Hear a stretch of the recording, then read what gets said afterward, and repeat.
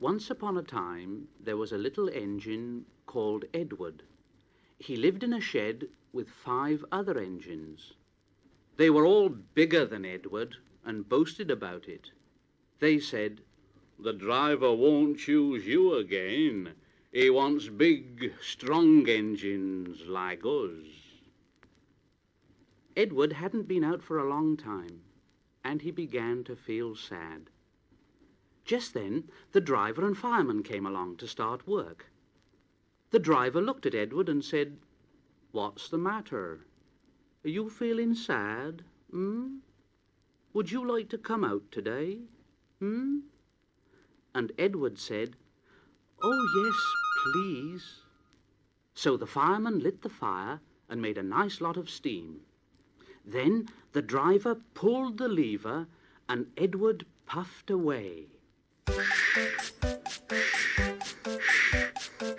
And he blew his whistle, and away went Edward to get some coaches. "Look at me, look at me, look at me, look at me." At last, Edward found the coaches, and they said, "Oh, please be careful, Edward. Don't bump and bang us like the other engines do." So Edward came up to the coaches very, very gently. "Thank you, Edward. That was kind. We are glad you're taking us today." Then they went to the station where the people were waiting. "Here we are."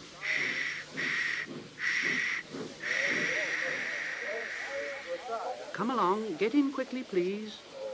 So the people got in quickly, and Edward waited happily for the guard to blow his whistle and wave his green flag. He waited and waited, and there was no whistle and no green flag. Edward was getting anxious.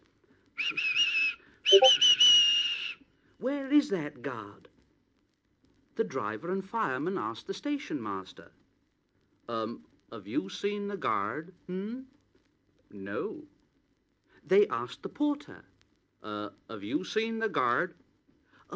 Yes, last night." Edward began to get cross. Are we ever going to start?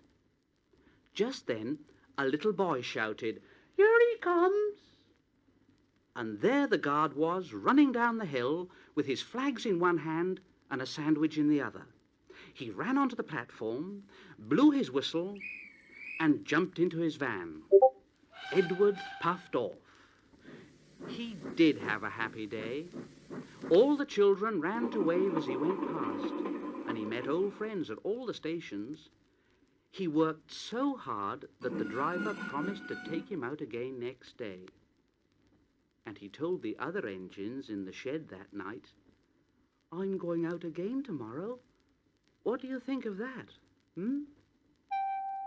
But he didn't hear what they thought, for he was so tired and happy that he fell asleep.